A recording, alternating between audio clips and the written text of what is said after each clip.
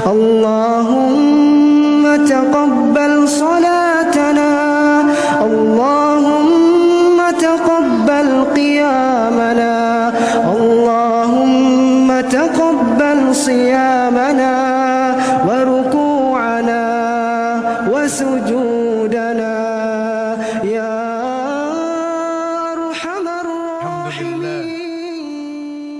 الحمد لله الذي arsala rasulahu bil huda wad dinil haq liyuzhirahu 'ala ad-dini kulli wa kafa billahi shahida wa ashhadu an la ilaha illallah wahdahu la syarika lah wa ashhadu anna muhammadan abduhu wa rasuluh ya ayyuhalladzina amanu taqullaha haqqa tuqatih ولا تموتن إلا وأنتم مسلمون يا أيها الناس اتقوا ربكم الذي خلقكم من نفس واحدة وخلق منها زوجها وبث منهما رجالا كثيرا ونساء واتقوا الله الذي تساءلون به والأرحام إن الله كان عليكم رقيبا يا أيها الذين آمنوا اتقوا الله وقولوا قولا سديدا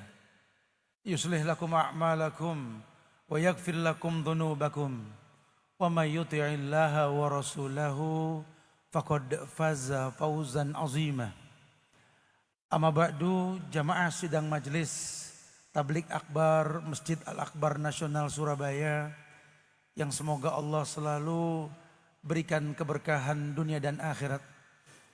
Wabil khusus teman-teman dari takmir yang mengelola Masjid Nasional ini, subhanallah. Tadi Ustadz Muhammad Ghafir dan tim yang semoga Allah selalu berikan yang terbaik penjagaan kepada beliau insyaallah.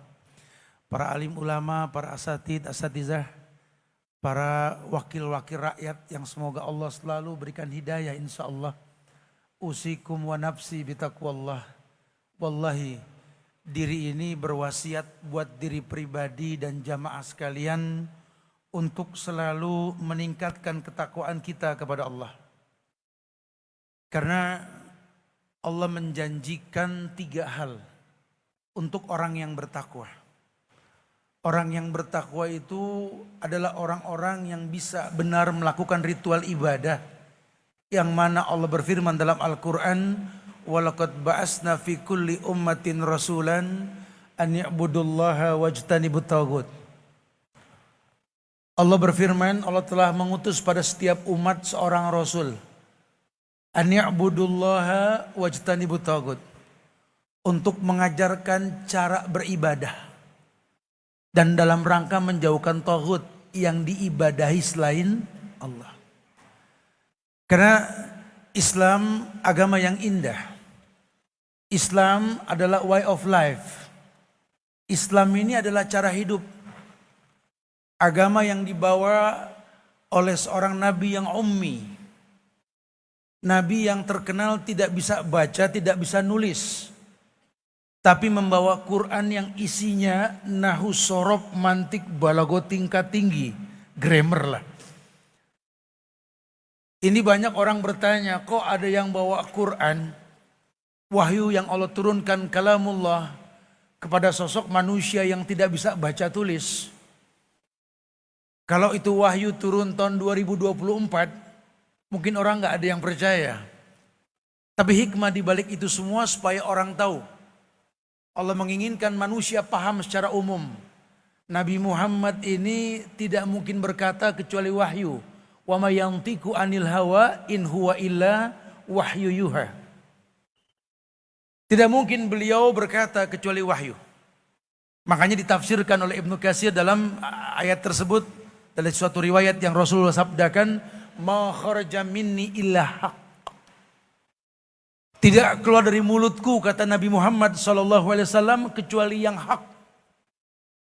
Al-haqqu min rabbika fala takunanna minal mumtarin. Dan yang hak itu kalau bahasa agama kembali kepada Rabb kalian. Maka jangan pernah ragu sudah. Buat kita orang Islam pegang hukum. Yang namanya kemuliaan seperti yang Allah firmankan. Di Al-Ahzab ayat 36 Allah mengatakan wa makana lil mu'minin wala mu'minatin idza qadallahu wa rasuluhu amran ayakuna lahumul khiyaratu min amrihim. Tidak ada pilihan lain buat orang yang beriman. Lakikah dia, perempuankah dia? Kalau Allah telah firmankan, Nabi telah sabdakan, dan memang para sahabat radhiyallahu anhum sudah melakukan. Buat kita cuma bisa mengatakan sami'na wa ata'na. Kami dengar, kami patuh sudah. Tidak ada komplain dalam syariat. Targetnya apa? Indahnya Islam. Karena semua syariat dalam agama yang mulia ini harusnya membuat orang yang beragama jadi baik. Wa innallaha yuhibbu ayar asra ni'matihi ala abdi. Kata Nabi, salah satu yang Allah paling suka dari diri seorang hamba itu melihat bekas ibadah. Orang kalau beragama bagus, ujung ibadah itu satu, la'allakum tattaqun, agar kalian bertakwa. Jamaah, kita bangga loh jadi warga negara Indonesia. Kita boleh bangga punya negeri yang namanya Indonesia. Yang kemerdekaan ini merupakan sebuah rahmat. Tertulis dalam teks proklamasi itu, atas berkat rahmat Allah. Itu terang-terangan orang-orang dulu nitipin kata atas berkat rahmat Allah. Baru dan didorong oleh keinginan luhur untuk berkebangsaan yang bebas. Kita harus akui bahwa kemerdekaan merupakan rahmat dari Allah. Merdeka itu berat. Mempertahankannya jauh lebih berat. Makanya pendahulu-pendahulu kita titipkan kata dalam Pancasila. Di sila yang pertama, ketuhanan yang Maha Esa. Kalau ini dipraktekkan oleh orang-orang Indonesia, maaf, Esa itu cuma milik Allah, betul? Adakah agama lain yang Tuhannya satu? Lah, cuma Islam.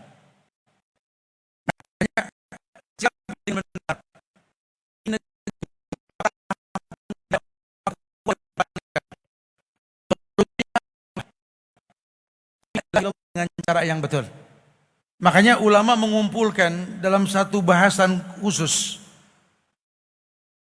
Kalau orang ingin mendapatkan 3 kemuliaan dari takwa yang dia pertontonkan, kedepankan kemuliaan akidah dia kepada Allah.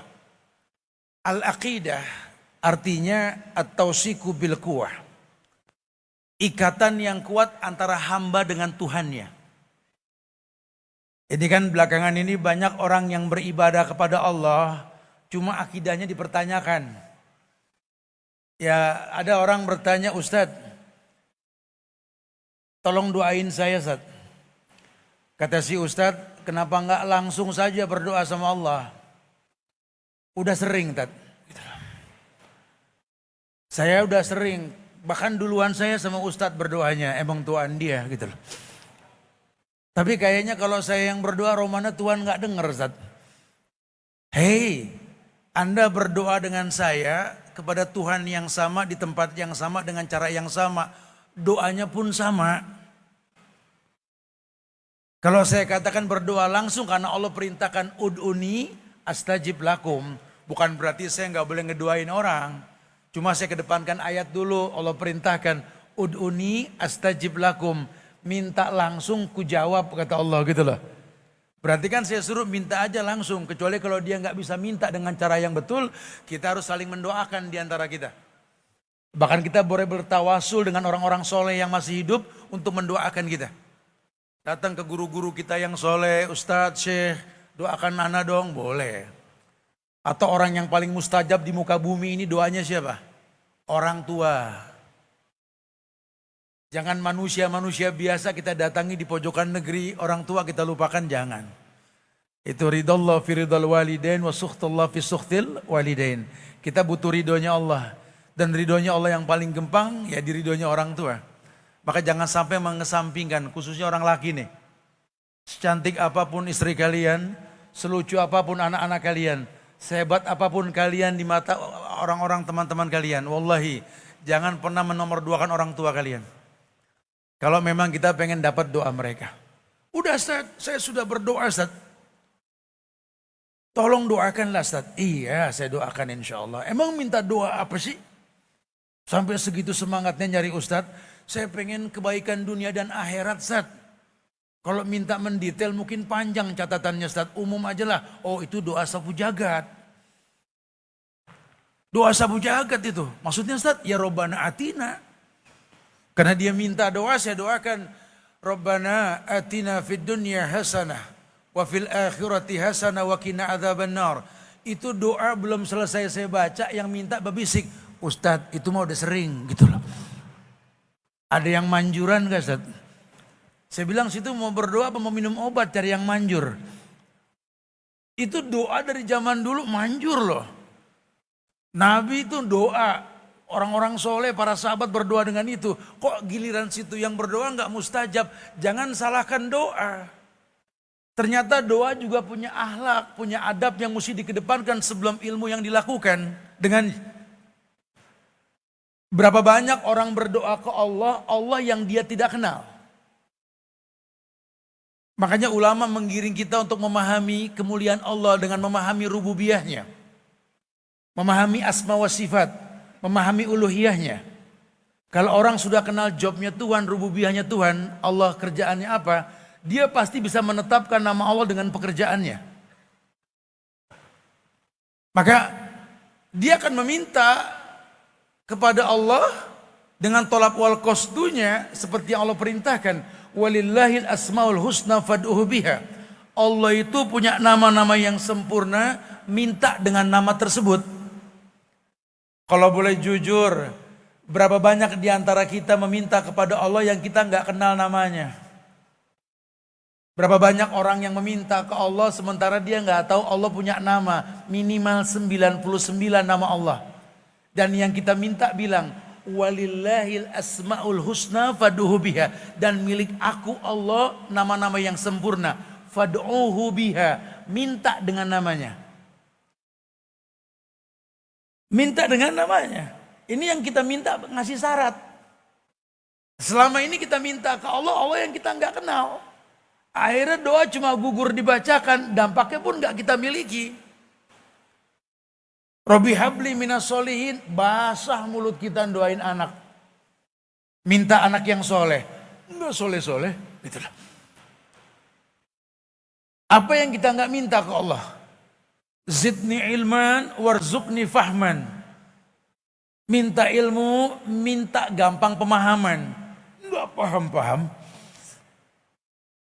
Allahumma rzuqni rizqan halalan thayyiban wa anta khairur raziqin. Minta rezeki udah, tapi enggak tajir-tajir. Oh, jangan-jangan saya kurang pinter, Ustaz. Karena teman saya bilang saya tajir karena saya pinter. Kalau pinter jadi syarat tajir jadi orang kaya ya belum tentu juga. Saya pernah punya guru SD tahun 80-an dulu itu. Itu pinter banget matematik. Sampai sekarang gak kaya-kaya gitu loh. Oh ya pinter aja gak cukup Ustaz. Harus agak sedikit ekstra lah kerja. Ya ada sedikit lembur lah. Workaholic lah Ustaz. Makanya saya tajir karena standar orang 8 jam kerja. Kalau saya 12 jam. Itu warung pinggir jalan 24 jam. Gak kaya-kaya gitu loh. Gak jadi ukuran. Karena kalau bicara apa yang kita miliki kan cuma sifatnya titipan. Ini kan banyak diantara kita lupa. Hidup cuma ngejalanin takdir. Maka ikatan yang mesti dibenarkan. Akidah kita kepada Allah ini yang mesti diluruskan. Jangan-jangan kita cuma mengaku hamba Allah. Cuma gak ada ikatan antara kita dengan Allah. Gimana mau merasakan indahnya Islam?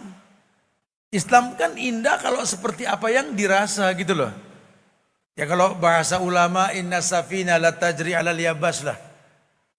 Orang itu bisa merasakan nikmatnya di bahtera yang berlayar mengarungi samudra kalau udah ngelihat pulau atau ngelihat pelabuhan yang dituju. Ya tapi nggak mungkin bahtera bisa sampai ke pelabuhan kalau jalurnya nggak betul. Akhirnya yang dirasa apa? Cuma merasa betul. Ini bahaya nih. Orang kalau beragama pakai perasaan ini bahaya nih. Kayak orang diet, merasa kurus. Baru 2 hari nggak makan, ngacak mulu, merasa kurus. Kayak orang nge-gym, baru seminggu ngacak mulu gitu loh. Berasa keker. Kayak orang yang nuntut ilmu hiporia. Ya, lupa ilmu ini punya syarat ketika dituntutnya. Seperti kita sampaikan tadi pagi di pengajian di Daul Fitrah itu. Harusnya orang kalau nuntut ilmu dimanapun tempat kita nuntut ilmu. Walhamdulillah. Hari ini kita berterima kasih sama teman-teman takmir ya yang mengelola masjid yang mulia, Masjid Al-Akbar Nasional ini. Kita bisa kumpul malam ini untuk belajar bareng-bareng ini. Tapi tolong luruskan niat. Kita kumpul karena Allah. Berharap ilmu ini bermanfaat buat kita semua. Sehingga kita tersenyum ketika mendengar ayat yang Allah firmankan. Qul hal yastawil ladina ya'lamuna wal ladina la ya'lamun. Apakah sama orang yang berilmu dengan yang tidak berilmu? Innama yatadzakkaru ulul albab. Karena yang bisa paham ini ayat cuma ulil albab. Siapa ulil albab? Orang yang ingat Allah dimanapun dia berada. Qiyaman wa qu'udan wa ala junubihim. Wa yatafakkaruna fi khalqis samawati wal ard. Rabbana ma khalaqta hadza batilan. Subhanaka fakina adzabannar. Mereka yang menuntut ilmu tahu, ulama sering menitipkan kata kepada kita. Karena orang yang berilmu ini akan mempertontonkan ketawaduan. Kalau bahasa ulama, tawadu takun kan najmi laha linazirin. Ala safahatil ma fahuwa qarib. Wala takun kadduhan ya'lu binafsi. Ala tabaqatil barri fahuwa wadib. Nanti kalau kamu sudah berilmu, ilmu yang betul itu membuat kamu itu tawadu. Bak padi yang makin berisi makin merunduk gitu loh. Kalau ulama-ulama dulu bilang orang yang berilmu itu tawadu, merendah dia. Merendahlah kalian seperti kalian melihat bintang yang jauh di atas langit. Di atas permukaan air kayak dekat, padahal hakikatnya jauh, itu tawadu. Jangan kalian seperti asap yang dekat tapi nggak kepegang. Itu bahasa ulama, masya Allah tuh. Makanya Rasulullah SAW pertontonkan tentang arti sebuah kemuliaan. Beliau ajarkan tentang keindahan dalam beragama. 23 tahun Nabi Muhammad ini diutus sebagai Nabi dan Rasul. 13 tahun pertama didakwahkanlah Mekah. Bagaimana memahami akidah dengan benar. 10 tahun terakhir ending dakwanya ada di Madinah. 23 tahun. Lihatlah merendahnya Rasul. Tidak pernah Nabi mengatakan kepada semua sahabat, semua umatnya, murid-muridku, tidak. Tapi sejarah mencatat beliau selalu mengatakan sahabat-sahabatku. Bahkan dalam sebuah riwayat beliau copot gelar kerasulannya di hadapan para sahabat. Kata Nabi, "Lau kuntum muttakhidan min ahlil ardi khalilan, latakhadtu Abu Bakrin khalilan. Walakin sahibukum hadha khalilullah." Kata Rasul, kalau boleh aku memilih kekasih. Kalau boleh aku memilih kekasih. Ya. Abu Bakar ku jadikan kekasih. Padahal istrinya banyak. Kenapa Abu Bakar? Kan Abu Bakar punya anak namanya Aisyah. Riwayat hadis terbanyak sebelum Abu Hurairah. Istri Nabi kekasih Rasul. Yang wafat Nabi di antara kedua dadanya. Subhanallah. La kuntum mutakhidan min ahlil ardi khalilan. Kalau boleh aku memilih kekasih, Abu Bakar kekasihku. Dalam maknanya nanti ini. Persahabatan yang solid. Karena kemuliaan agama dari Abu Bakar. Punya sifat qorib yang gampang akrab orang dengannya. Ketika manusia nggak ada yang percaya tentang Isra Mi'raj, Abu Bakar percaya. Disitulah diberikan gelar As-Siddiq, As-Siddiqul Akbar. Karena dia tahu Nabi Muhammad la yantiqu anil hawa in huwa illa wahyu yuha.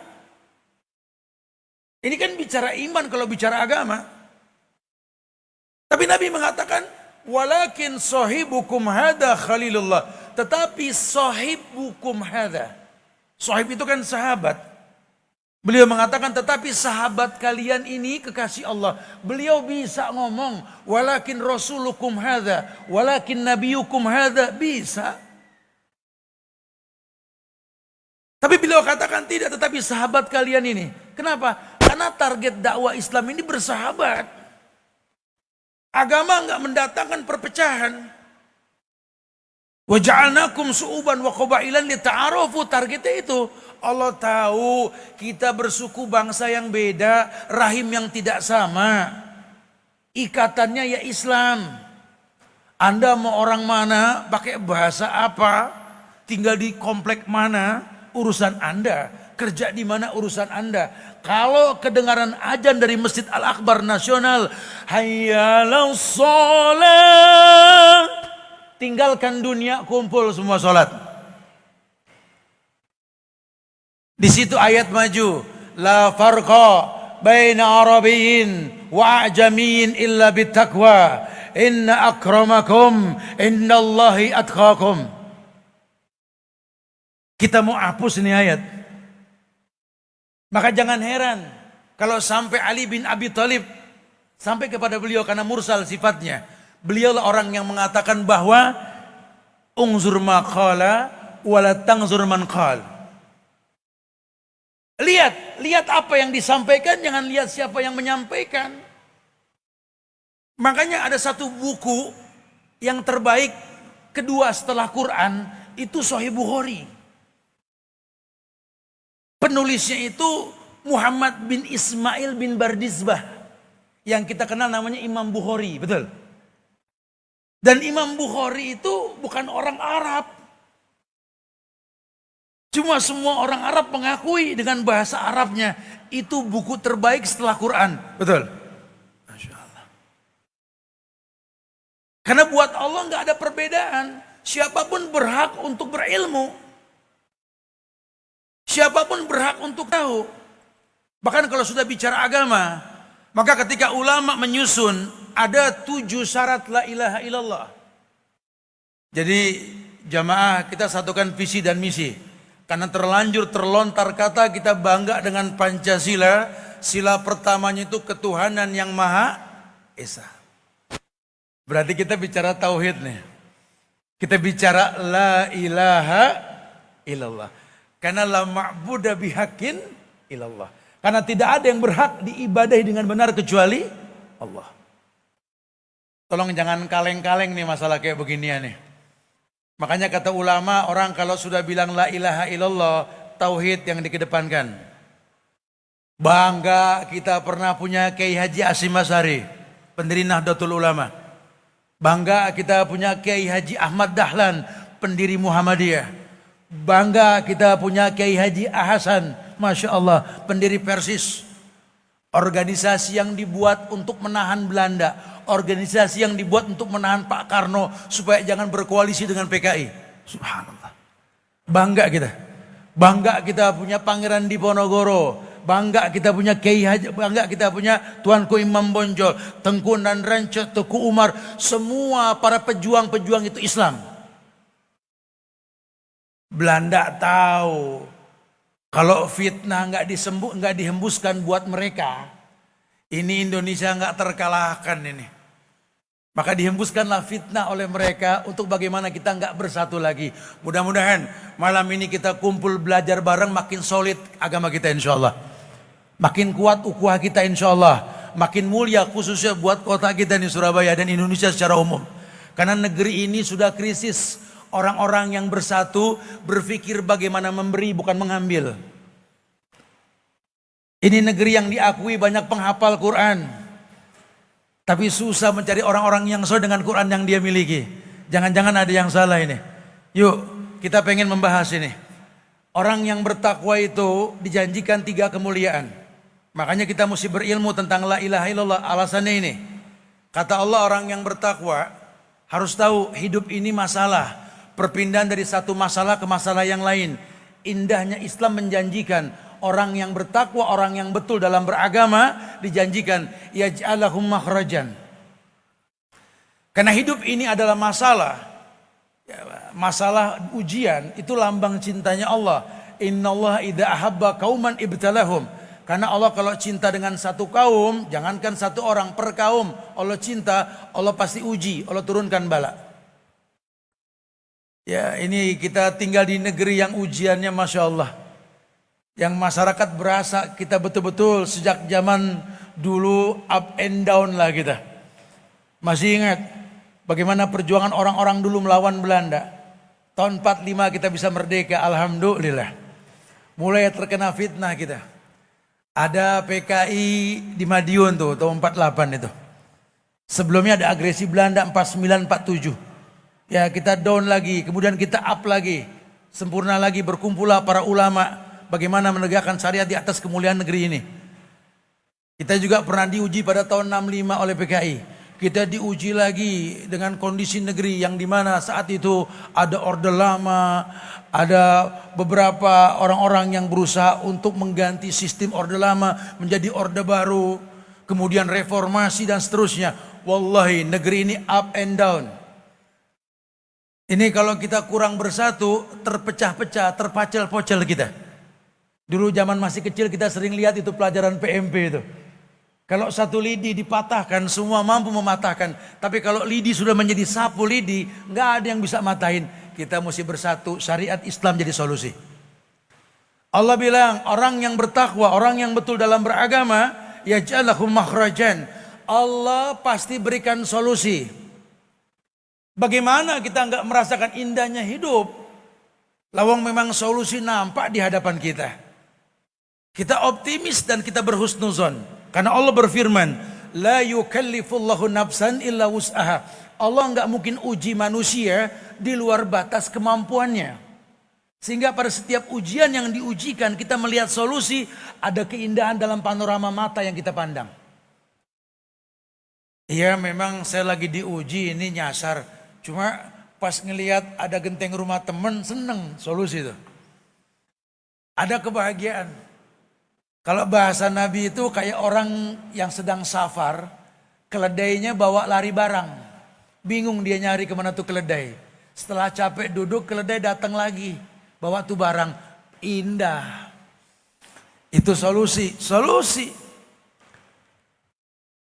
Kalau bicara solusi, Allah selalu berikan solusi. Karena agama ini melarang memberikan solusi. Bukan gak memberikan solusi. Yaj'alahum makhrajan. Dengan bertakwa pasti ada solusi. Kalau kita punya masalah, ya dekatkan diri ke Allah supaya punya solusi. Yang kedua, orang yang bertakwa itu kan, yaj'alahum min amrihi yusran. Allah berikan yusran, kemudahan. Solusi ada, kemudahan belum tentu. Tapi dengan membaguskan agama berhubungan dengan Allah yang baik, paham rububiyahnya, paham asma wa sifat, paham uluhiyahnya tadi, kita akhirnya bisa merasakan kemudahan. Karena tadi ayat yang Allah firmankan, la yukallifullahu nafsan illa wus'aha. Karena Allah nggak mungkin menguji manusia di luar batas kemampuannya. Ini yang ngomong Allah. Tolong jangan sampai nggak percaya. Kita kalau tukang rongsok yang ngomong kita yakin. Orang dagang barang kita percaya. Ini Tuhan yang ngomong kita nggak yakin, harus yakin. Kata Allah, la yukallifullahu nafsan illa wus'aha. Allah nggak mungkin uji manusia di luar batas kemampuannya. Ada yang nyeletuk, tapi Ustadz, saya ini Ustadz, udah sering diuji sama Allah Ustadz. Dan saya nggak kuat Ustadz. Ustadz belum ngerasain sih jadi saya. Begitu katanya. Ya kata si Ustadz, ya alhamdulillah kan gitu. Karena setiap orang akan bercerita tentang besarnya masalah. Nggak ada orang kalau ngomongin masalah kecil-kecilan, nggak ada. Pasti besar-besaran. Sehingga setiap orang merasa paling besar masalahnya. Itu kan yang terjadi. Berat ujian ini berat, saya nggak kuat Ustaz. Kuat insya Allah. Aduh Ustaz nggak ngalamin, ini Tuhan yang ngomong. Allah akan berikan kemudahan. Karena Allah udah bilang tadi, la yukallifullahu nafsan illa wus'aha. Tapi kenyataannya saya nggak kuat. Berarti bukan Tuhan yang disalahkan dengan firman-Nya tadi. Dengan kalamullahnya tadi. Yang dikritisi apa? Kemanusiaan orang itu. Bahasa Allah itu, Allah nggak mungkin menguji manusia di luar batas kemampuannya. Kalau ada manusia nggak mampu menjalani ujian, bukan Tuhan yang disalahkan masalah ujiannya, kemanusiaannya dipertanyakan. Jangan-jangan cuma statusnya manusia. Dia lupa Allah ciptakan manusia untuk sebuah peruntukan. Wa ma khalaqtul jinna wal insa illa liya'budun. Tidaklah kuciptakan jin dan manusia kecuali untuk beribadah. Ini mengaku manusia tapi nggak senang ke masjid. Mengaku manusia nggak senang baca Quran. Mengaku manusia nggak demen puasa di bulan Ramadan. Mengaku manusia anti yang namanya zakat. Mengaku manusia punya dana, punya waktu, punya tenaga, nggak mau berangkat haji dan umroh. Ini dipertanyakan kemanusiaannya ini. Yang namanya manusia, warjaknahu minat thayyibat, kata Allah. Manusia itu aku berikan rezeki yang baik-baik. Ini bukan manusia lawang koruptor. Ini bukan manusia lawang terima serangan fajar. Ini bukan manusia ini. Lawang ngaku Islam makan riba. 73% muslim di Indonesia banyak yang ngantongin ATM riba. Yang diuntungkan ya mereka. Orang Islamnya dirugikan. Kenapa? Uangnya dikelola secara ribawiyah, secara konvensional. Jangan salahkan Tuhan. Ada rumus berdoa yang Nabi ajarkan. Innar rajula la yuhramu rizqa bidzambin yusibuh. Kata Nabi, orang itu terhalang dari rezekinya. Jawaban doa yang dia panjatkan itu kan rezeki. Kalau dijawab sama Allah, terhalang dari rezekinya karena maksiat yang dia rutinkan. Dia lupa berdoa kepada Allah yang baik, harusnya dengan cara yang baik. Innallaha thayyib la yaqbalu illa thayyiban. Allah itu baik, cuma nerima yang baik. Anda bertuhankan Allah yang baik, tolong beribadah dengan cara yang baik. Kapan ibadah dikatakan baik? Ketika sesuai dengan apa yang disyariatkan. Karena memang ayat mengatakan, walaqad ba'asna fi kulli ummatin rasulan an i'budullaha wajtanibut tagut. Contoh Rasul. Rukun ibadah ikhlas untuk Allah dan mencontoh Rasul. Lihat bagaimana sholatnya Nabi, beliau sabdakan, sallu kama ra'aitumuni usolli. Sholatlah kalian seperti kalian melihat aku sholat. Maka lihat riwayat yang sampai ke Nabi bagaimana sholatnya Rasul. Kita ini orang Indonesia, rata-rata pemahaman kita ini pemahaman Syafi'iyah, betul? Tolong buka buku yang ditulis oleh Muhammad bin Idris Asy-Syafi'i, Imam Syafi'i. Lihat kitabnya lihat kitabnya Ar-Risalah. Bagaimana cara sholat Nabi yang beliau pertontonkan. Jangan cuma mengaku pengikut Imam Syafi'i, enggak kenal Imam Syafi'i, enggak pernah baca bukunya. Ini bahaya ini. Akhirnya ta'assubnya enggak jelas. Tujuannya apa? Supaya betul sholatnya. Karena kalau sudah betul sholatnya, sholat kata Allah, tanha anil faksha wal munkar. Sholat itu protektor, memproteksi kalian pelakunya dari perbuatan keji dan mungkar. Ikutin Rasul. Maka betul-betul dia merasakan nikmat.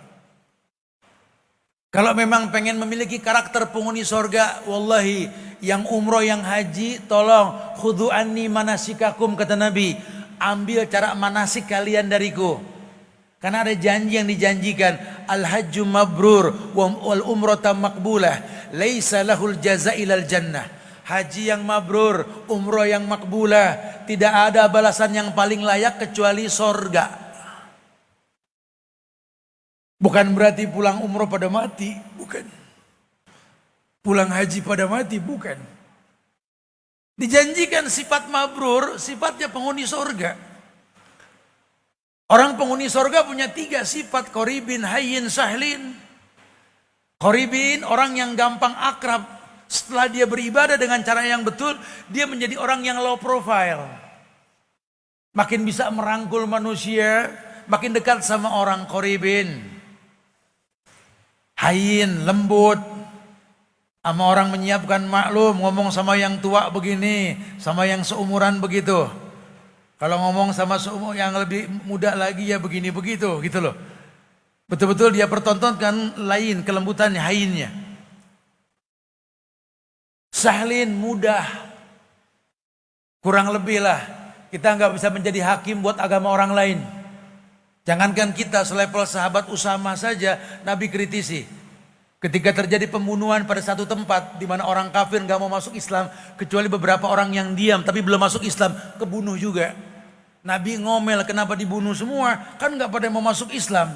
Tapi kan nggak semuanya lari, ada satu yang diam ini, kenapa dibunuh juga? Kan dia belum Islam. Kata Nabi apa? Apa kamu pernah belah dadanya?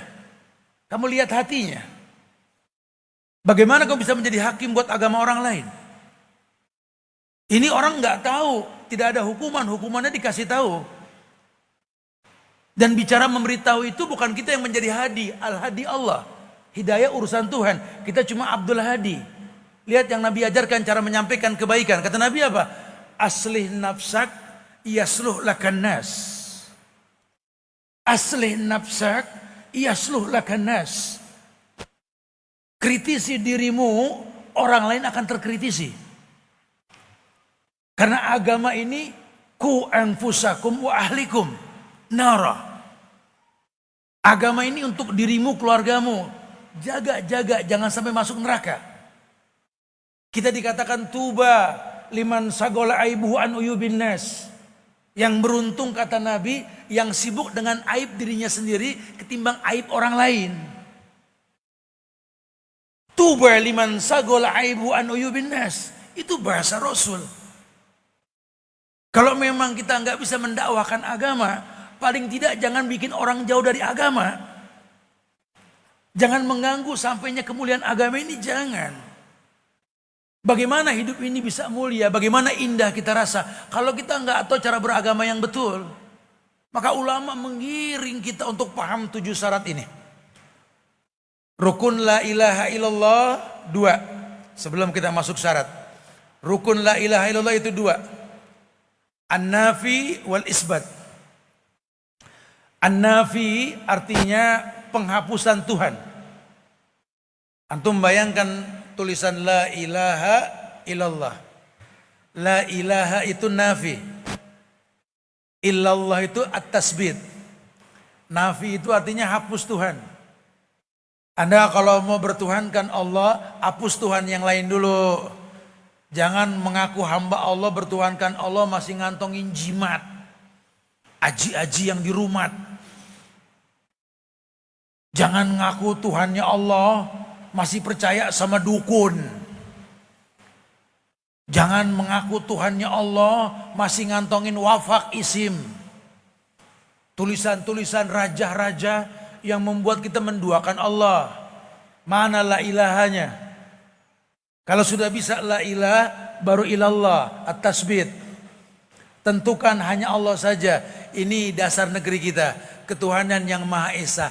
Karena yang Esa cuma Allah. Jadi kalau masih nggak yakin dengan negeri ini, waduh, antum dirugikan antum.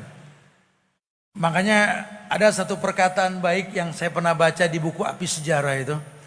Ya, Bung Karno pernah mengatakan harga diri satu bangsa itu ketika mengenal sejarahnya.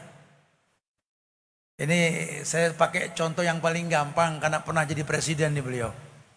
Ya, kita akui sempat memimpin negeri ini. Dan ada kata-kata bijak karena setiap manusia punya kelebihan, punya kekurangan. Beliau mengatakan harga diri satu bangsa itu ketika memahami sejarah. Sehingga banyak ulama mengatakan bak menggantungkan cita-cita setinggi langit tapi kaki masih nempel di bumi. Ini saya dengar betul-betul ini di Darussalam Gontor dulu ini. Gantungkan cita-citamu setinggi langit, ingat kakimu masih menempel di bumi. Ayo anak bangsa, belajar dimanapun kau ingin belajar. Tuntutlah ilmu kemanapun ingin kau tuntut. Tapi ketika kau sudah berilmu, negeri ini tempat kau berpijak, bangun negeri ini.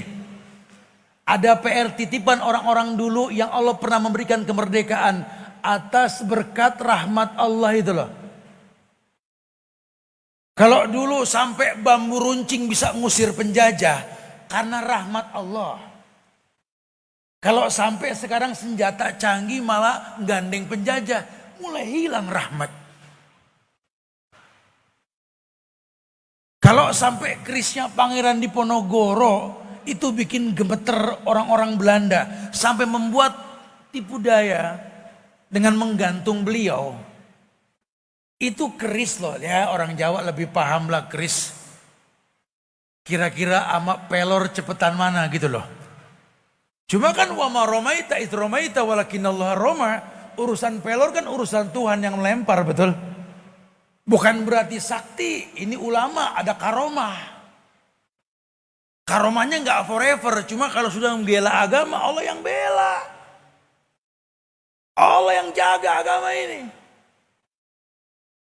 Subhanallah, rencongnya Tengku Umar tuh nggak panjang, badiknya Tuanku Imam Bonjol juga nggak panjang. Tapi menggetarkan dunia, kenapa? Karena Allah sudah janji, kam min fi'atin qalilatin ghalabat fi'atan katsirah biidznillah. Izin Allah datang kepada orang-orang yang dirahmati oleh Allah. Kalau sampai ada ayam yang mati di lumbung, ini kan rahmat Allah dipertanyakan. Kita mesti bangga dengan kemuliaan yang Allah muliakan. Saya pernah merinding loh. Ada sebuah riwayat yang saya pernah dengar dari salah seorang ulama ketika saya duduk di majelis ulama di Madinah.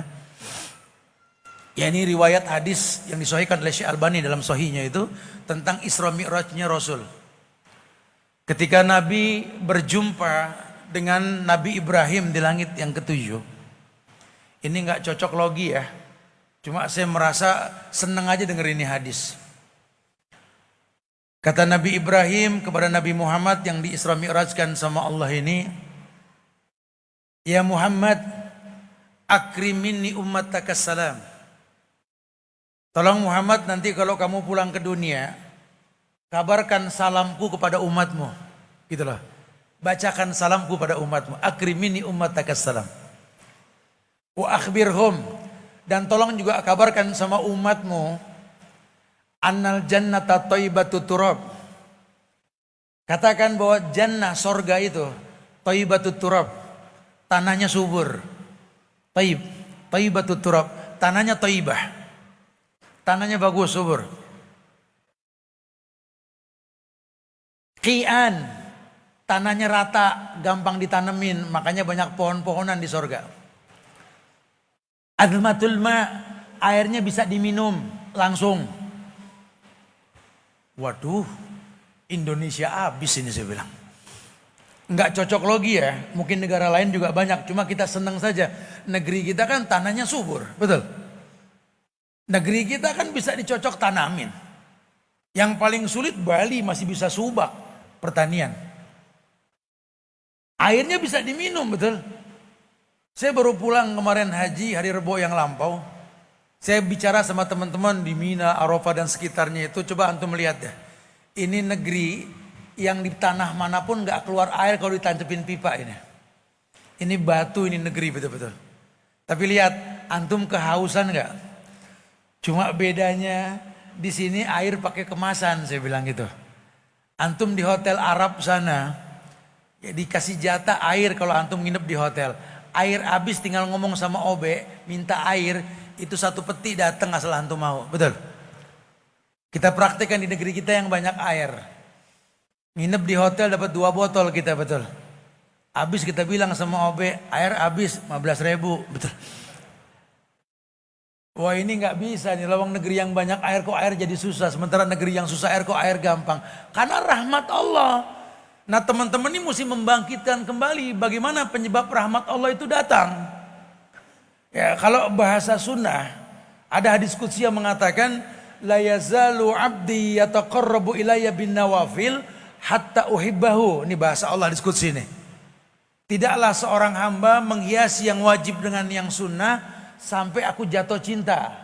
Jadi cintanya Allah datang ketika orang menghiasi yang wajib dengan yang sunnah, bukan cuma menggugurkan kewajiban. Bisa gak yang wajib itu membuat terpincut hatinya menghiasi yang wajib dengan yang sunnah? La yazalu abdi yataqarrabu ilayya bin nawafil.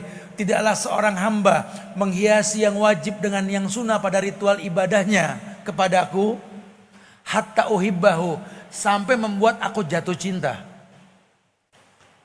Lau kuntu ahbabtu, kalau aku sudah jatuh cinta, kata Allah, kuntu sam'ahu alladhi yasma'u bih, wa basrahu alladhi yubsiru bih, wa yadahu allati yubtisu biha, wa rijlahu allati yamsi biha, Wa idza sa'alani la utiyannahu wa idza sta'adani la uidannahu. Ini rahmat. Karena kata Allah, kalau Allah sudah jatuh cinta karena ritual sunnah yang dia lakukan, yang gak mungkin jadi mungkin nih, apa? Allah jaga telinga yang dengannya dia mendengar. Jujur, siapa yang bisa nahan suara masuk kuping? Gak ada. Kadang-kadang kita gak beli satu lagu, bisa apal tuh lagu, sering dengar, betul. Kadang-kadang kita gak pengen tahu, jadi tahu gara-gara nguping. Kata Allah, kuntu sam'ahul ladzi yasma'u bi, ini rahmat.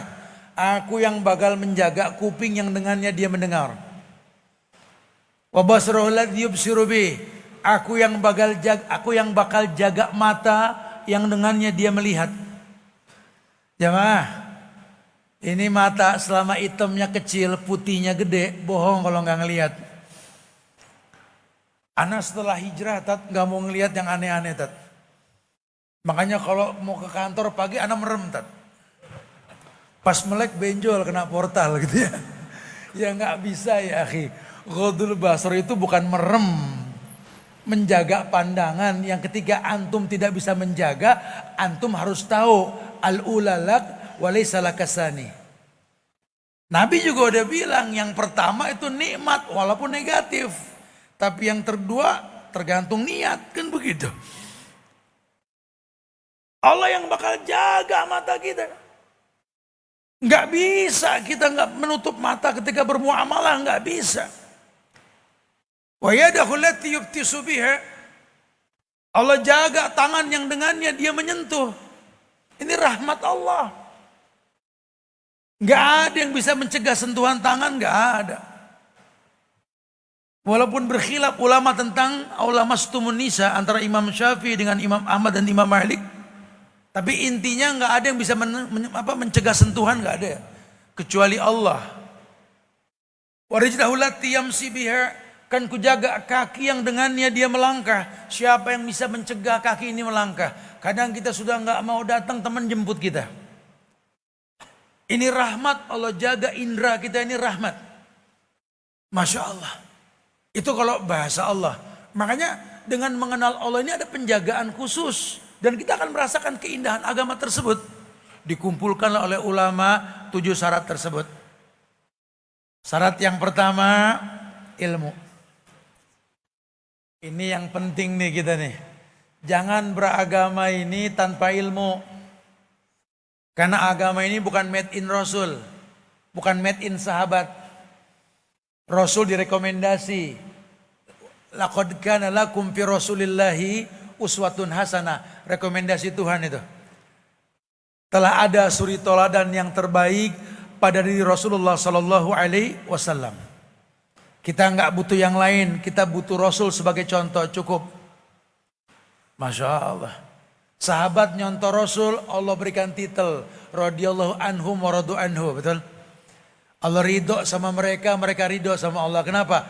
Kuntum khaira ummatin ukhrijat linnas. Wahai sahabat-sahabat, kalian sebaik-baik manusia. Ukhrijat, azharul linnas, ditampakkan beda di hadapan manusia. Kenapa beda? Nyontoh Rasul. Maka kalau Anda mau betul-betul berbeda dengan manusia di akhir zaman, buka sirah Nabi, lihat bagaimana sunnah Nabi, contoh Rasul. Akan merasakan indah, mungkin dipandang beda dengan 1000 orang, tapi nggak berbeda dengan satu orang yang namanya Muhammad sallallahu alaihi wasallam. Masya Allah. Berilmu, perintahnya berilmu. Merujuk pada Al-Quran, di mana Allah berfirman di surat Muhammad ayat 19. Fa'lam, bukan wa'lam, fa'lam. Dalam bahasa Arab kalau huruf fa itu dipercepat prosesnya. Kalau wa ada jeda. Fa'lam, cepat berilmulah kalian gitulah. Maka berilmulah kalian. Tentang apa? Annahu la ilaha illallah. Bahwa sesungguhnya Allah itu yang kamu sembah, tidak ada ilah yang berhak diibadahi dengan benar kecuali Allah. Tolong. Mulai malam ini orang yang mengaku Islam, buang itu jimat. Jauhkan kesyirikan. Negeri ini tegak di atas tauhid. Ketuhanan yang Maha Esa itu tauhid. Orang-orang dulu diberikan rahmat karena menegakkan tauhid. Dakwah mereka la ilaha illallah. Maka jangan heran kalau sampai Nahdlatul Ulama melahirkan Kiai Haji Nur Ali, panglima penghafal Quran. Jangan heran kalau sampai Muhammadiyah melahirkan Jenderal Sudirman, penghafal Quran.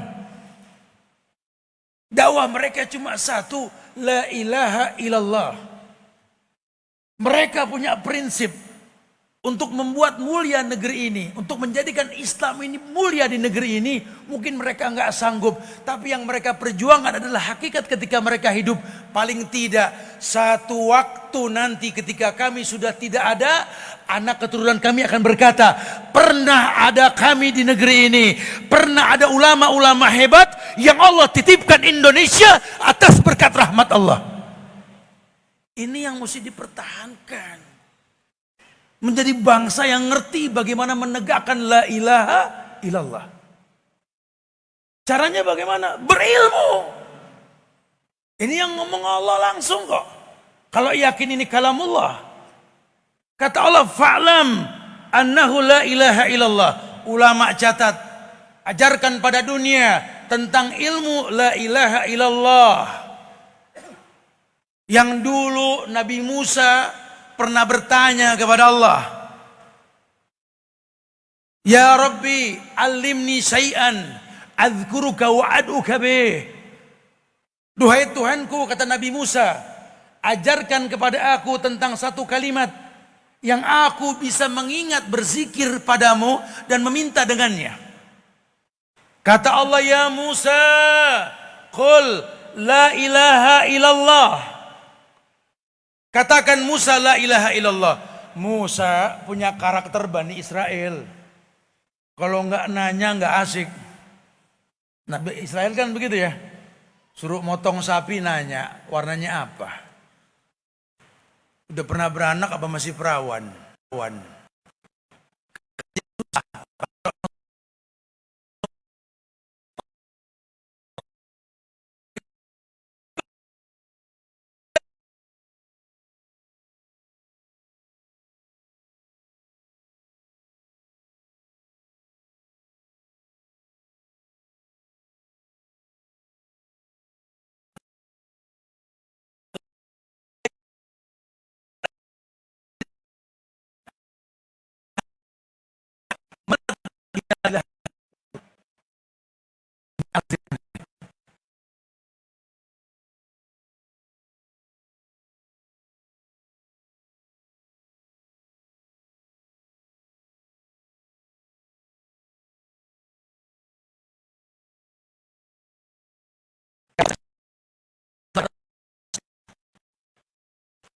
Kalau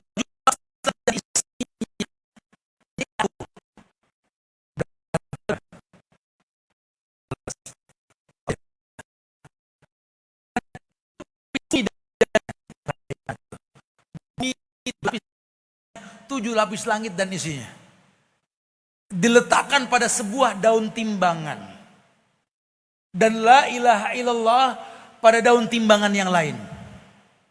Malat bihina la ilaha illallah, akan lebih berat la ilaha illallah. Merinding itu. Wes nak bisa ngomong Musa. Jangan main-main dengan la ilaha illallah. Makanya fa'lam, jangan beragama ikut-ikutan, jangan. Ya, agama ini kualitas bukan kuantitas. Karena agama ini ku anfusakum wa ahlikum nara. Agama ini lebih untuk dirimu dan keluargamu. Dan setiap manusia bertanggung jawab dengan apa yang dia lakukan. Jangan main-main, berilmulah. Fa'lam annahu la ilaha illallah. Maka diberikan syarat, tolong untuk menegakkan tauhid ini penuhin majelis ilmu di masjid kita tercinta, Masjid Nasional Al-Akbar ini.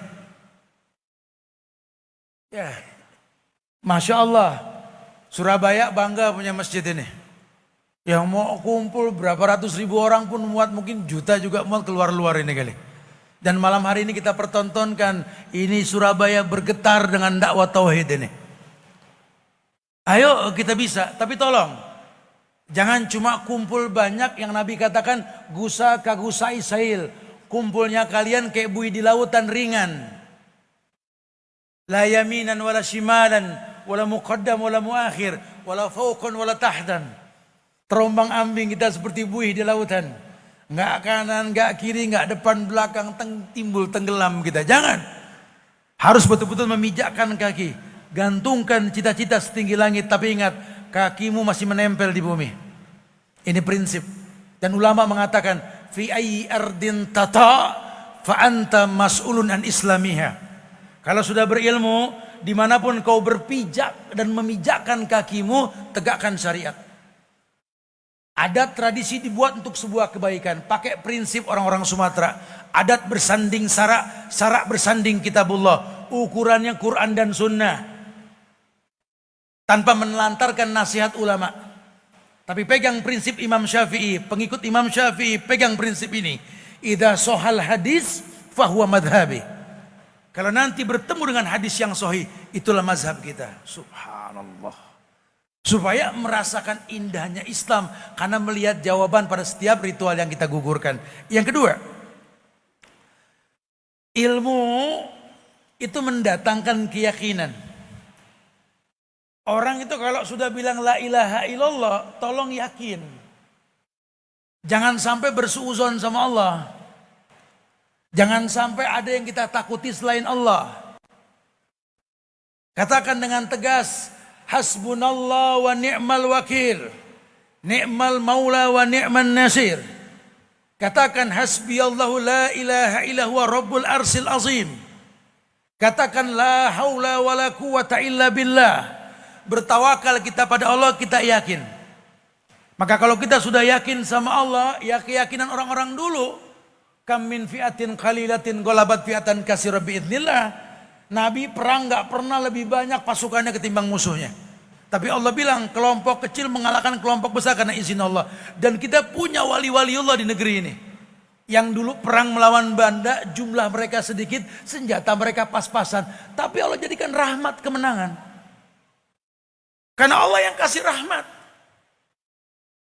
Jangan anggap karena kita bekerja, kita punya hasil, izin Allah. Antum pernah dengar hikayat tentang penaklukan kota Palestina dari tangan Romawi. Yang saat itu khalifahnya Umar ibn al-Khattab. Khalifah kedua setelah Abu Bakar, penguasa 3/4 dunia.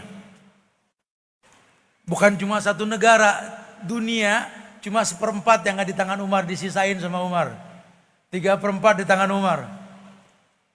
Waktu Umar ingin menaklukkan Palestina dari tangannya orang-orang Romawi. Ya, itu Umar pertontonkan sesuatu yang di luar dugaan manusia saat itu. Apa? Umar ganti panglima perang Khalid bin Walid dengan Abu Ubaidah bin Zarrah. Yang tahu sejarah ini paham. Ini kan udah gak level sebenarnya. Ya kalau strategi perang ya Khalid di atas rata-rata lah. Kapan Khalid kalah perang lah. Abu Ubaidah bin Zarrah ini memang rekomendasi Nabi. Aminu hadhil ummah. Orang yang paling benar dalam umat ini. Orang yang jujur ini. Ya, dipertontonkan sama Umar. Oh geger manusia. Ini Umar emang gak demen sama Khalid kali ya. Ingat perang Uhud kali dia nih. Kok Abu Ubaidah satu panglima perang jenderal. Kok diganti sama kopral. Wah Umar gimana kita bisa menang kalau begitu. Kita kan yakin di mana ada Khalid di situ ada kemenangan. Ini kalau Khalid bukan panglima lagi gimana mau menang? Oh kata Umar begini, kalian jangan bersuuzon. Ya kalau bahasa kita mungkin sekarang kalau suuzon itu tugasnya aparat keamanan lah. Ya, aparat keamanan nggak boleh husnuzon, harus suuzon. Kalau kita husnuzon, jangan suka gampang nyangkain teman-teman yang enggak. Cuma beda pengajian gak mau tegur-teguran, hati-hati. Kita gak lihat hati orang gak boleh. Kalau keamanan harus suuzon. Kalau keamanan gak suuzon kacau, maling banyak nanti. Pak keamanan, satpam, iya Pak polisi ya. Tadi saya lihat ada maling lompat pagar mau nyolong tuh. Ah enggak orang baik, gak boleh begitu. Nanti maling aman, harus duluin itu suuzon. Kalau kita sesama muslim nggak boleh suuzon, harus berhusnuzon. Karena kita belum tabayun, asas tabayun dikedepankan. Ibu yang sudah kerudungnya panjang, ngelihat perempuan yang belum panjang jangan dihakimi. Main betot aja nih kerudungan penghuni neraka nih, nggak boleh. Mana kita tahu dia sudah panjang, cuma lakinya ngomel kalau pakai panjang, betul? Jangan gampang jadi hakim buat agama orang lain. Mending saling mendoakan di antara kita. Semoga diberikan kemudahan dan hidayah. Itu lebih baik. Teman-teman sama seperti itu. Dalam semua hal. Ya. Kecuali kalau kita sudah tabayun lain hal nanti. Kalau belum tabayun husnuzon kedepankan. Maka Umar mengatakan. Aku ini tahu Khalid sahabat Nabi ya sahabat aku. Begitu pula Abu Ubaidah sahabat Khalid. Khalid sahabat Abu Ubaidah nggak ada masalah. Kalau memang terpaksa aku menggantikan Khalid dengan Abu Ubaidah, aku juga bukan orang bodoh. Gantiin panglima dengan kopral, bahasa kita lah mungkin begitu, maaf ya. Tapi ku gantikan Khalid dengan Abu Ubaidah karena aku melihat tertutupnya kemenangan untuk kalian. Kok tertutup? Iya. Karena kalian telah berbuat syirik secara berjamaah. Lo syirik bagaimana? Kalian mengatakan di mana ada Khalid, di situ ada kemenangan, itu syirik.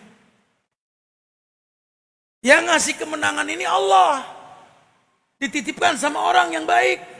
Mungkin Khalid, mungkin Abu Ubaidah. Terjadi kemenangan. Abu Ubaidah bisa menaklukkan Palestina dari tangan Romawi. Malu Romawi. Dasar memang Romawi gengsinya tinggi orang-orang barat. Ya udah kami ngaku kalah. Tapi nyerahin Palestina ini saya nggak mau melalui kopral Abu Ubaidah nih. Tolong Umarnya datang. Umar datang. Oh, yang awal banyak nih kayaknya dari Madinah nih. Enggak, Umar cuma butuh satu orang yang namanya Muslim. Salah seorang mantan budak penghafal Quran ini. Umar naik kuda, Muslim jalan. Umar baca Quran, Muslim dengerin. Kalau udah capek, Muslim naik, Umar jalan berdua sampai ke Palestina. Lihat, penguasa 3/4 dunia nggak butuh pengawalan tuh. Subhanallah. Karena dia takut uang rakyat dipakai buat itu. Sampai di Palestina, Umar masuk ke Baitul Maqdis. Dia copot sendalnya, dia tenteng, ini rumah Allah nih. Tempat suci nih gak main-main. Ngelihat penampilan Umar yang tambelan di pundak 9, sederhana sekali. Pengen nemuin petinggi Romawi yang ganteng, keren, gagah. Wow, udah geleng pala lah orang Romawi. Ya, karena Umar pernah ngecek makanan-makanan perang di zaman itu. Umar diam-diam datang ketika perang di Palestina. Umar bikin kaget Abu Ubaidah, pengen ngecek makanan kalian. Kata Abu Ubaidah, kita siapin makanan buat kamu katanya. Makanan panglima, mau makanan panglima, mau makanan pasukan Umar. Kata Umar, ya udahlah, terserah yang mana. Pasukan aja ya, kenapa? Udah dua-duanya dibawa kata Umar. Dibawa 2 makanan buat panglima, 1 lagi buat prajurit. Pas dibuka Umar heran, ini prajurit, iya. Dagingnya gede, susunya segelas penuh, gandumnya yang terbaik, zaitun yang terbaik, semua terbaik. Kenapa? Butuh tenaga, butuh zat yang membuat sehat buat perang besok Umar. Mana makanan panglima Abu Ubaidah? Innalillah. Cuma sedikit potongan daging, sedikit gandum dan sedikit susu. Kenapa? Ya kan saya panglima, nggak pengen makan duit rakyat. Subhanallah. Ketika terjadi kemenangan, Abu Ubaidah polos melihat Umar yang dandannya ini sederhana berjumpa dengan orang Heraklius. Kata Abu Ubaidah, Umar, ini orang menganggap kamu gimana dengan penampilan begini? Marah Umar. Ya Abu Ubaidah bin Zarrah, inna kunna adzallu qaumin a'azzanallahu bil Islam wa man nabtagil izza bi ghairi Islam. Abu Ubaidah ingat, kita ini kaum yang hina, padahal beliau Quraisy, kaum yang mulia. Adzallu qaumin, kita ini hina. A'azzanallahu bil Islam, dimuliakan dengan Islam. Wa man nabtagil izza bi ghairi Islam. Setelah dimuliakan dengan Islam, apa layak kita minta kemuliaan selain daripada Islam? Kalaupun aku pengen dandan buat sholat, khususin atakum inda kulli masjid. Pakai pakaian yang terbaik kalau ke masjid. Ketemu orang ukurannya sholat. Yang pantas buat sholat, pantas buat kerja. Tapi yang pantas buat kerja belum tentu pantas buat sholat. Itu Islam.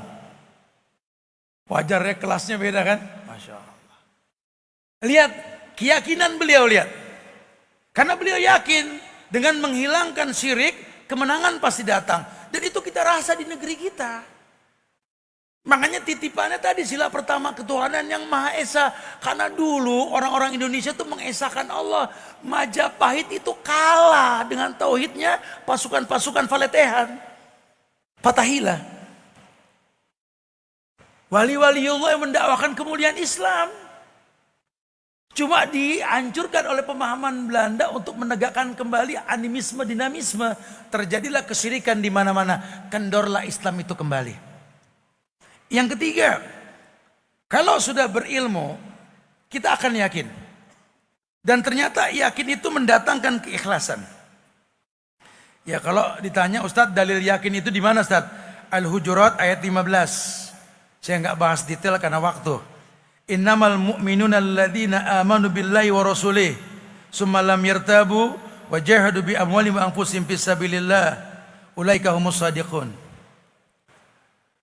Ya, orang-orang beriman itu yang nggak punya keraguan, yakin kalau sudah dikatakan la ilaha illallah, yakin sudah.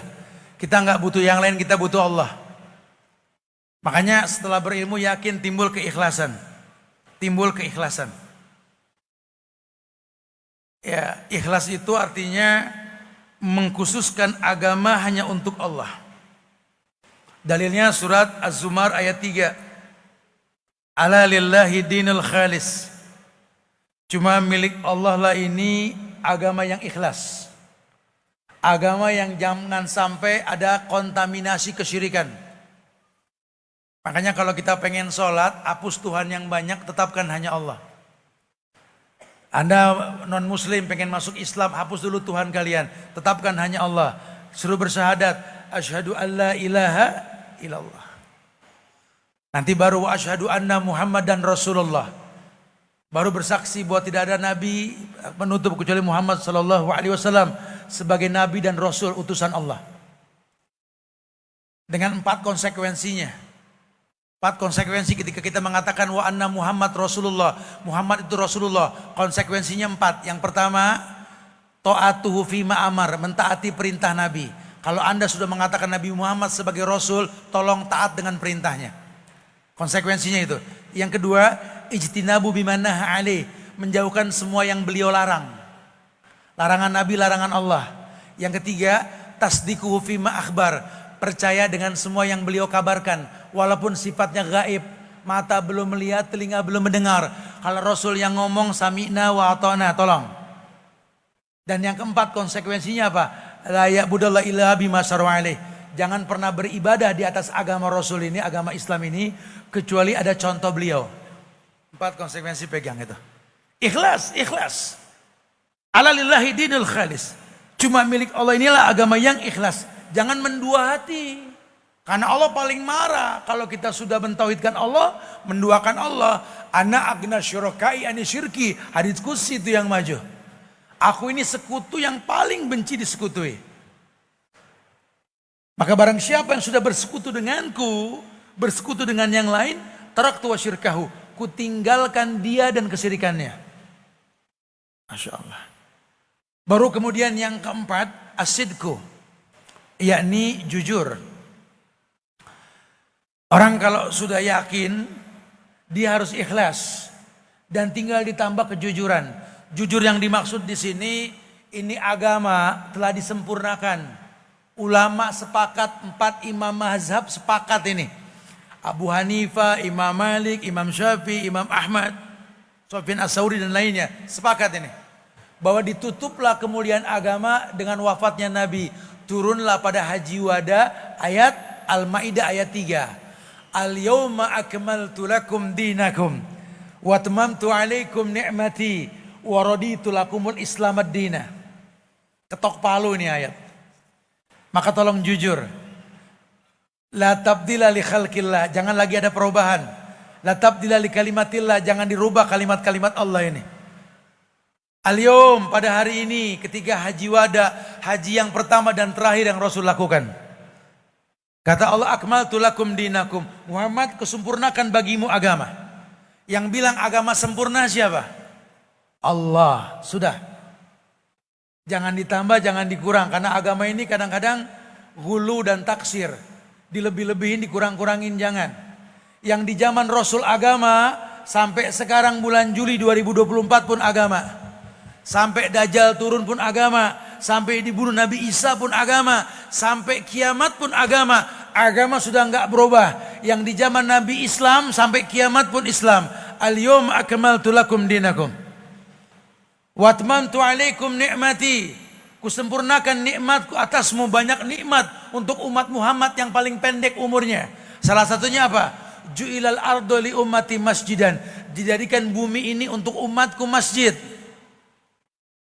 Makanya jangan cuma gara-gara beda pengajian, beda mazhab, kita berpencar dari masjid. Jangan, penuh, kumpul semua di masjid-masjid mulia yang memang Allah muliakan. Saatnya kita paham, selama tidak ada penghalangnya, lakukan ibadah tersebut. Kita harus jujur, karena agama sudah nggak ada perubahan. Inna dina indallahil Islam. Agama itu Islam. Kalaupun di negeri kita ada Nahdlatul Ulama, ada Muhammadiyah, ada Versis, ada Alirsad, itu ormas. Agamanya Islam.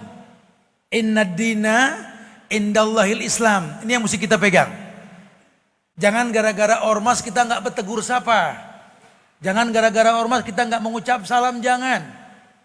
Kalau Anda seorang muslim, absus salam bainakum, kata Nabi. Ucapkan salam di antara kalian. Karena itu bisa menimbulkan cinta di antara kita. Tahadu tahabu.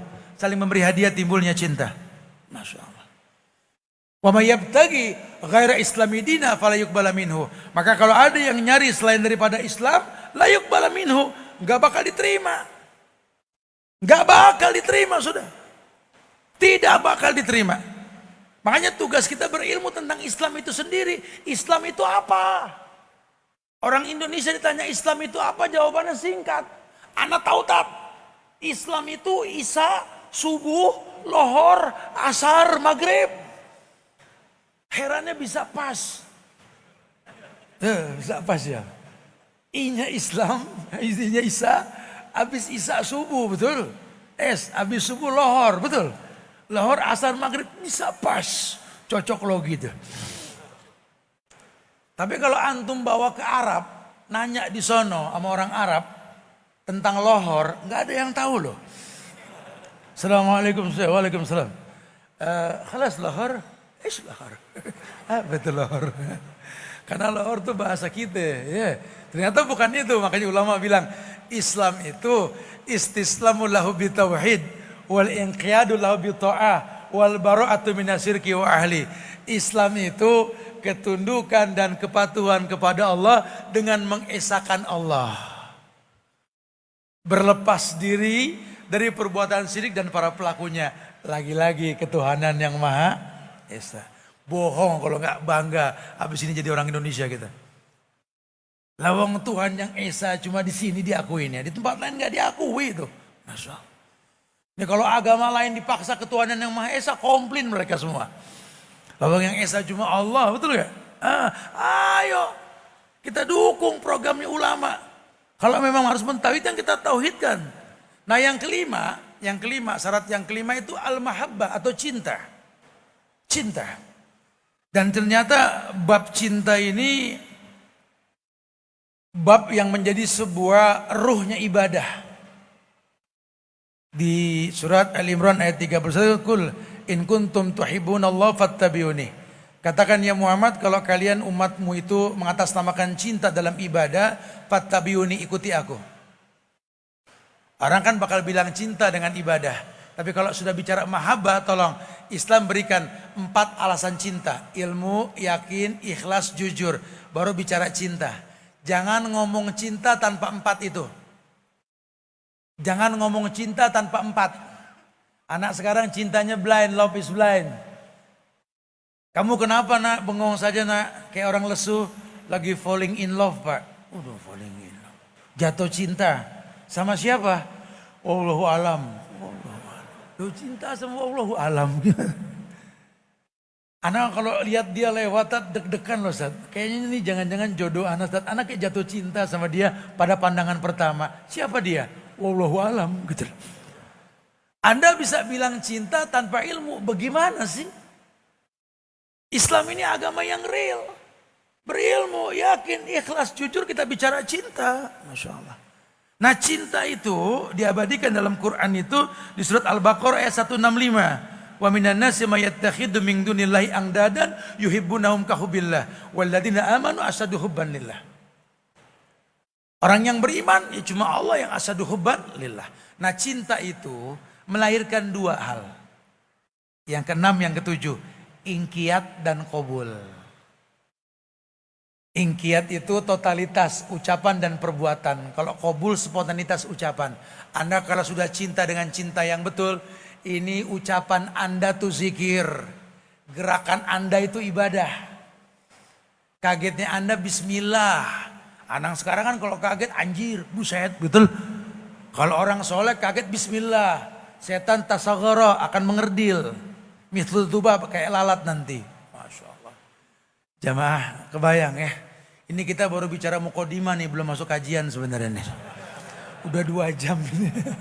Ternyata Islam asik kan. Islam indah kan. Ya, mulai sekarang semangat belajar kita. Ini belum tuntas, kita sampai sahur. Oke, enggak. Panitia udah ngasih kode nih ya. Ini menandakan kita kurang sama belajar. Ayo semangat belajar ya. Teman-teman di Surabaya siap belajar ya. Siap penuhin kajian-kajian di masjid yang mulia ini, siap. Siap jaga ukhuwah di antara kita. Siap muliakan negeri kita. Siap tegakkan tauhid. Allahu Akbar. Subhanallah. Semoga Allah muliakan kita insya Allah ya. Udah ini aja capek ya. Kita ngobrol.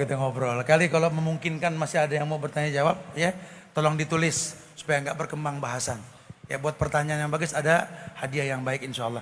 Tapi sebelum kita baca nih saya pengen tanya nih ke teman-teman nih. Karena hadiah nih banyak, Masya Allah supporternya dahsyat sekali nih. Ya.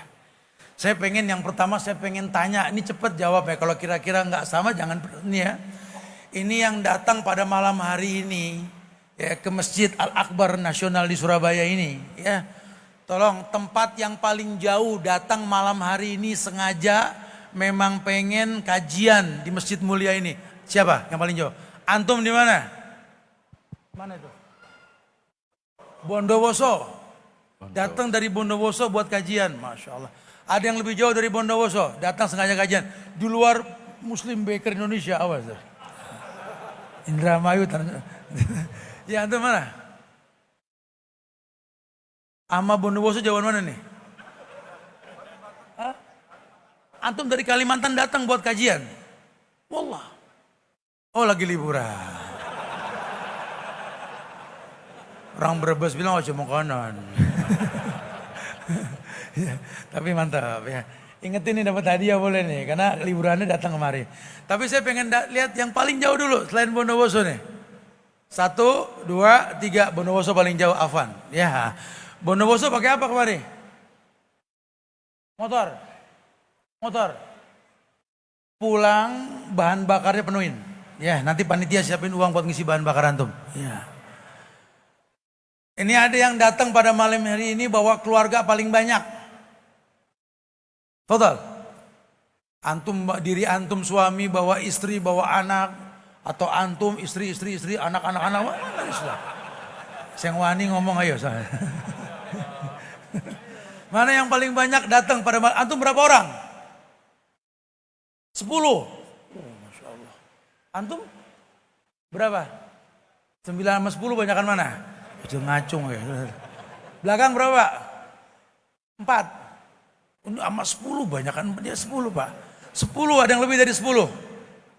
Ada yang lebih dari 10. Tidak ada 10 paling banyak. Tolong panitia yang 10 nih kasih bingkisan dan ganti bahan bakarnya itu. Ya. Ada yang datang pada malam hari ini laki-laki. Usianya paling tua. Wis nggak usah malu-malu Pak, jauh hari Mbak dah. Total. Mana? Berapa Pak belakang Pak? 76. Wih 76. Ada yang lebih dari 76? Fadal, ada yang lebih dari 76 mungkin sudah nggak dengar, diingetin coba kiri kanannya. Karena pernah ada yang kita sudah pilih, saya 92, nggak dengar katanya. Ini 76 nih, ada yang lebih dari 76 ada? 76 paling tua ya, semoga Allah muliakan. Nanti antum ke panitia juga ada hadiah khusus buat antum insyaallah. Ya, dan doakan kita nih yang belum seumuran antum, semoga semangat selalu belajar. Karena wallahu alam kita di usia beliau mungkin sudah ngomongin merek obat, betul? Beliau semangat sampai jam segini masih belajar ya. Doakan Pak, doakan masjid ini, doakan takmirnya, doakan negeri ini, semoga Allah jaga persatuan kita insyaallah ya. Barakallah. Dari perempuan ada yang paling tua? Ada perwakilan akhwat coba ada? Ada yang paling tua? Ada? Ya ada yang dengar itu coba, yang belakang ada yang dengar gak yang paling tua tuh akhwat? Saya nggak dengar. Kalau ada yang paling tua juga di antara kalian nanti, fadhol, silakan ambil hadiah di panitia nanti ya, masya Allah. Saya coba baca dulu tulisan pertanyaan ini nih, karena penting nih untuk dibaca ini. Assalamualaikum Ustadz, izin tanya Ustadz. Alhamdulillah hobi saya juga main motor Ustadz. Tapi motor Mio. Saya tidak hobi Saya tidak hobi pinjol, saya tidak hobi. Tapi kenapa istri saya sulit untuk patuh dan taat kepada saya, Tat? Mohon bisa dijawab, terima kasih. Oh ini curhat.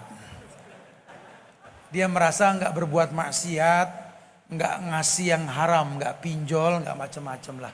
Tapi katanya dia punya istri kok kenapa nggak nurut. Sebenarnya masalah Anda mirip dengan masalah Nabi Nuh. Betul. Nabi Nuh kurang apa agamanya, betul. Ternyata istrinya itu pembangkang pertama perempuan di dunia dan penghuni neraka pertama istrinya Nabi Nuh. Anda bukan Nabi. Wajar kalau bini nggak nurut, tapi saya nggak benarkan. Selevel Nabi saja nggak nurut bininya. Orang tuh nggak dilihat dari ujiannya, ya. Makanya perempuan dapat suami ustadz, suami soleh, suami ulama, nggak jaminan masuk surga kalau andanya nggak benar. Begitu pula sebaliknya, Asia itu bininya Fir'aun. Fir'aun nikah sama orang soleha, tetap nggak jamin masuk surga, betul. Makanya kita bahas dari pertama tadi, fa'lam, berilmu. Berilmu, jadi istri yang berilmu, jadi suami yang berilmu.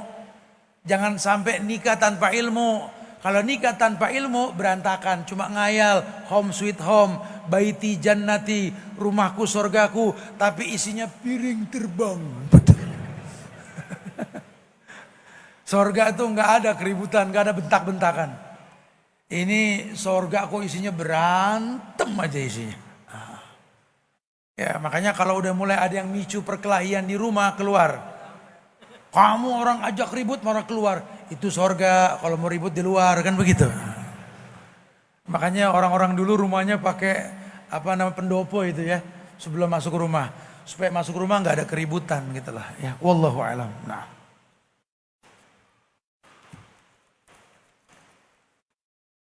Waduh, ini bukan pertanyaan surat ini kalau segini. Ini juga adab akhlak dalam belajar. Yang namanya nanya itu pertanyaan pendek, jawabannya panjang. Kalau pertanyaan panjang, jawaban saya cuma oke, gitu doang gitu loh. Tak saya belakangin nih. Ini podo panjang ya. Ya wes lah yang pendek dulu. Ustadz, bagaimana hukumnya kalau istri lebih sering menasihati suami karena suami belum yakin dengan agama? Lagi yang nyuruh nikah sama dia siapa bu? Gitu loh. Udah begini Ustadz suruh pusing. Ya resiko ibu nikah sama lelaki yang belum bagus agama, ibu jadi pakaian perempuan di mata agama tuh 3. Yang pertama jadi baju, libas. Hunna libasun lakum. Baju itu menutup aib suami. Yang kedua perempuan itu harsun. Nisaukum harsulakum. Ladang itu perempuan. Laki-laki jaga ladang kita. Jangan ditanamin sama orang. Kita yang jaga. Jangan sampai dayus. Perempuan juga madrasah. Dikatakan madrasah al-umum, madrasatul ula. Mungkin Anda di posisi madrasah di sini. Siap mendidik suami, siap mendidik anak. Menyiapkan maklum. Jadi al-aud. Kalau kezaliman yang suami lakukan, selama dia tetap mentauhidkan Allah, sholat 5 waktu, baca Quran, tolong siapkan maklum. Anda nikah dengan manusia tempatnya salah dan dosa. Begitu pula kita laki-laki ke perempuan sama. Istri kita itu tulang rusuk yang bengkok. Antum paksa lurus seperti yang antum pahami, patah resikonya. Antum diamkan tetap bengkok. Terus gimana? Gitu. Ya sabar. Siapkan maklum. Nikah untuk sebuah peruntukan. Makanya ta'aruf, khitbah, baru kita nikah. Ada proses dalam berumah tangga. Ustadz, memang benar kita perlu untuk bersatu. Khususnya sebagai muslim. Juga Ustadz juga menjelaskan bahwa mengambil sesuatu berdasarkan isinya, bukan siapa yang menyampaikan. Tapi Ustadz, mengapa banyak dari saudara kita yang susah untuk menerima pendapat lain seperti masalah furu'iyah? Ya karena keterbatasan ilmu. Sekarang kalau fikih furu'iyah, jangan diorasiin. Itu ada di buku, antum baca. Kalau akidah kita berorasi. Lah kalau fikih diorasiin, mazhabi nanti. Timbulnya keributan. Sudah ada bukunya kok. Makanya antum baca, jangan nunggu ustadz ngomong. Nah kenapa orang bisa nggak nerima? Karena nggak ada ilmunya. Wah kalau aku sih pengikut Imam Syafi'i. Wudhunya 3 kali. Kalau dia beda mazhab nih Imam Malik, wudhunya sekali. Masalahnya di mana? Ya ndak sah. Kok ndak sah? Antum harus tahu. Imam Malik bilang wudhu sekali. Beliau tinggalnya di Madinah. Imam Darul Hijrah. Air susah. Maka beliau katakan maksimalkan sekali bersih. Jangan boros air. Beliau punya murid Imam Syafi'i. Mazhab kita Syafi'iyah. Tinggal di Mesir. Airnya banyak. Kata Imam Syafi'i 3 kali boleh. Air banyak. Imam Syafi'i punya murid Imam Ahmad bin Hambal. Kata Imam Ahmad bin Hambal. Kalau sekali bersih cukup. 3 kali masih belum boleh tambah. Judulnya bersihin. Nah kita menyikapinya bagaimana? Di masjid ini ada keran air. Jangan mentang-mentang airnya gampang. Keran dibuka semaunya. Wudhu seenak-enaknya air kebuang. Jangan. Di rumah air susah. Datang ke Masjid Al-Akbar buka keran. Wih. Buahnya laki. Wih. Heran-heran. Temen datang, ahlan, apa kabar antum? Masya Allah, dari mana? Berapa liter nih kebuang? Mubazir gak? Temannya siapa? Setan. Sholat belum sudah berteman sama setan ini. Ayo dong berilmu dong. Bukan jadi keributan. Ya. Kalau mazhab itu furu'iyah. Kalau manhaj gak boleh berbeda. Gak boleh kita menduakan Allah dalam permasalahan ini.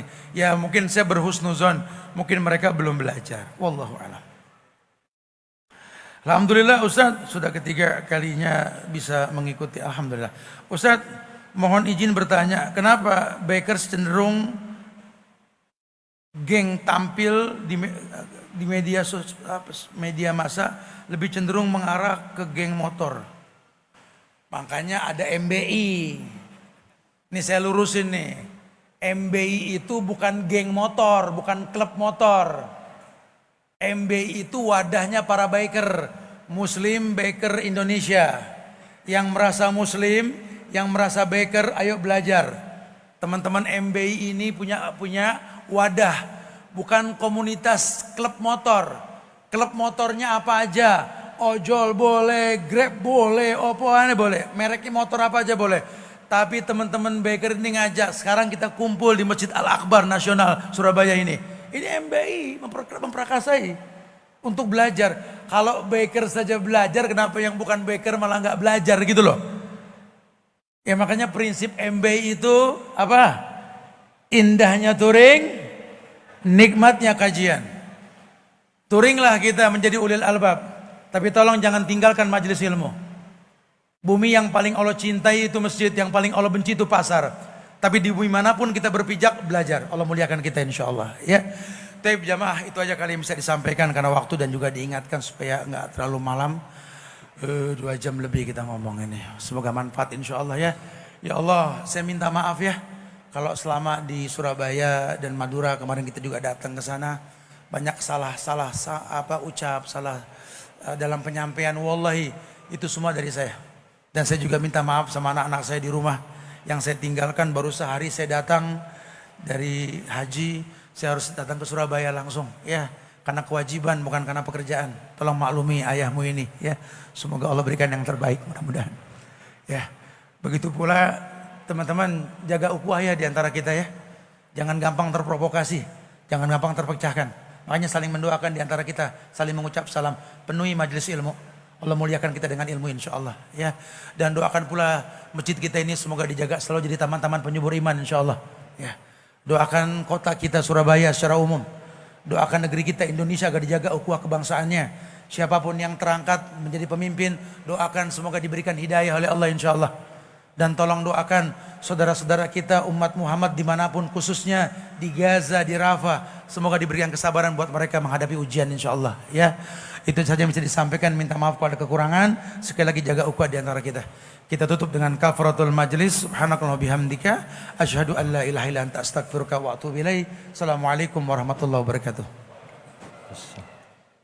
Alhamdulillah, selesai sudah kajian pada malam hari ini.